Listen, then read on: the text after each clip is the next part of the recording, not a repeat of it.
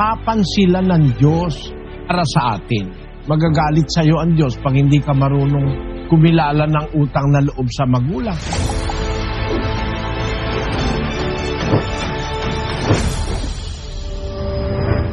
Actually, wala ka naman dapat gawin na para sa sarili mo, no?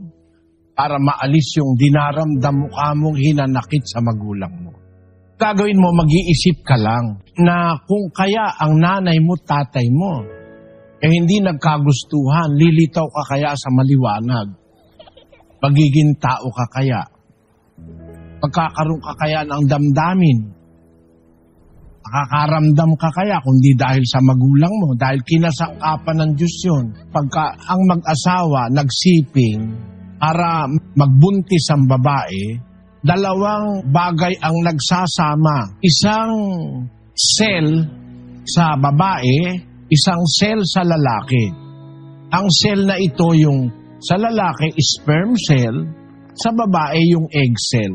Yun lang ang cell sa katawan natin na 23 lang ang chromosomes.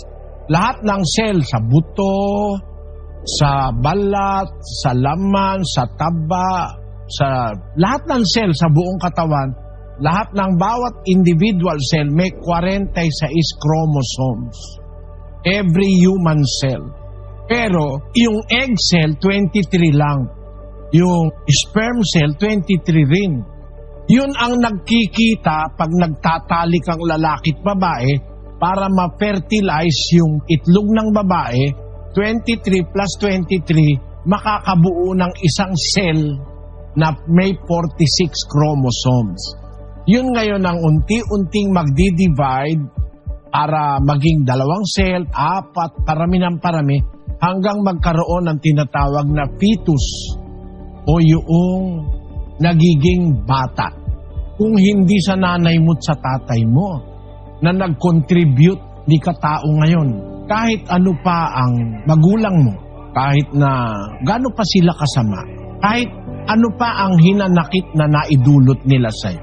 Ang gagawin mo lang, kakalimutan mo lang naman yun Total, di ka naman patay. Kumpleto ka naman. Sa awa ng Panginoon, di ka bulag. Siguro kung pinagmalupitan ka nung ikaw ay bagong panganak, baka hindi ka nabuhay. Wala kasing taong nabubuhay na walang mag-aalaga. Ang tao hindi kagaya ng pawikan. Yung pawikan, pag ipinangitlog doon sa dalampasigan, tatakpan ng pawikan ng buhangin yung mga itlog niya. Pagdating ng tamang panahon, mapipisa yun. Walang nanay yan, walang tatay. Parang ulilang bata yan Pero pag nakataka sila doon sa pinanggalingan nilang kung saan sila napisa, papunta yan sa tubig. Pag nakarating sa tubig yan, lawak-lawak na ng dagat. Huwag lang silang makakain ng ibang mga kumakain, lalaki na silang mag-isa. Parang yung isang manok na sisiw, yung manok na sisiw na yon, huwag lang makakain ng daga, pusa, aso, lalaki yung sisiw mag-isa. Pero ang tao hindi pwedeng ganon. Dapat may magpapadedi sa'yo. Yung sinasabing kasaysayan ni Tarzan, nalagaan ng mga unggoy. Maniwala ka rin, di totoo yun. Aalagaan ka ng unggoy, padididehin ka ba ng unggoy? Ka ba naman dededi ka sa unggoy? O kaya dededi ka sa gorilla? Hindi totoo yun. Ang tao kaya lang lumalaki, nagiging 1 buwan, 1 taon, 10 taon, 20. Mayroong mga kamay na humawak sa kanya, kumarga sa kanya, nagpakain sa kanya. Kaya kahit na bandang huli, ang paniwala natin, masama yung ginawa ng magulang natin sa atin, yon dapat na yon ay matakpan nung kanilang ginawa para ikaw ay lumaki at mabuhay. Kasangkapan sila ng Diyos para sa atin. Magagalit sa iyo ang Diyos pag hindi ka marunong kumilala ng utang na loob sa magulang. Ang anak, mayroon tayong utang na loob sa ating mga magulang. Ang mga anak, nararapat nating igalang ang ating ama at ina. Basahin natin ang 6:1 ng Efeso.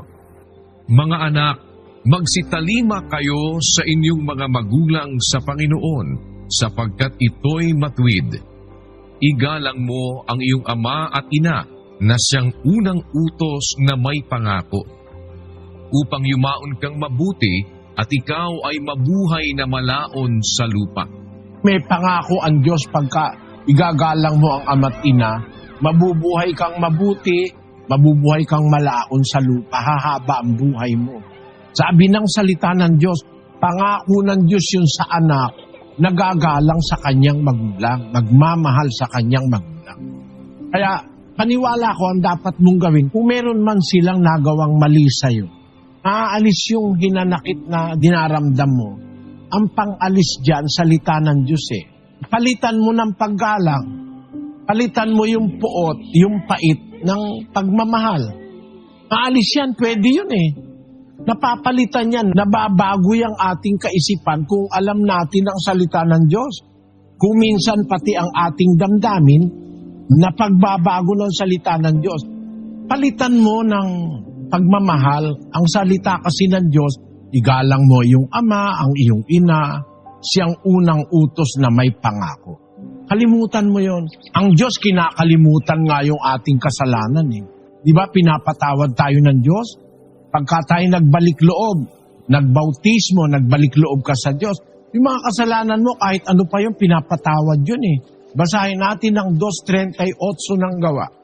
At sinabi sa kanila ni Pedro, "Mangagsisi kayo at mangagbautismo ang bawat isa sa inyo sa pangalan ni Hesukristo sa ikapagpapatawad ng inyong mga kasalanan at tatanggapin ninyo ang kaloob ng Espiritu Santo." Pag nagbautismo, tatanggapin mo ang kaloob, papatawarin ang kasalanan mo. Kung ang Diyos marunong magpatawad, tayo pa.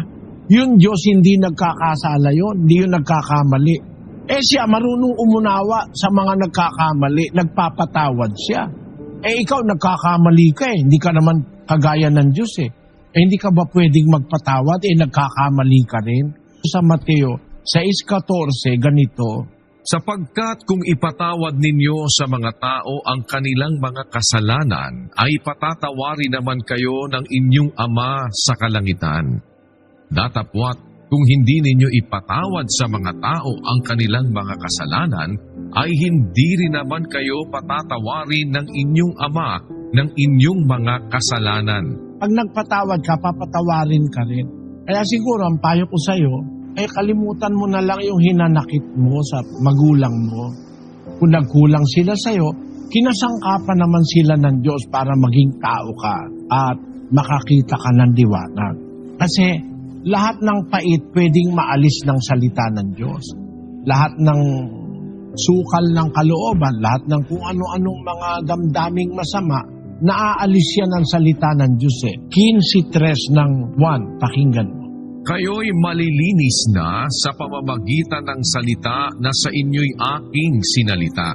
At doon sa Santiago 1:21, "Kaya't ihiwalay ninyo ang lahat na karumihan at ang pag-apaw ng kasamaan at tanggapin ninyo na may kaamuan ang salitang itinanim na makapagliligtas ng inyong mga kaluluwa."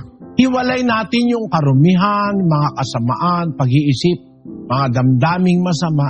Tanggapin yung may kaamuan ang salitang itinanim.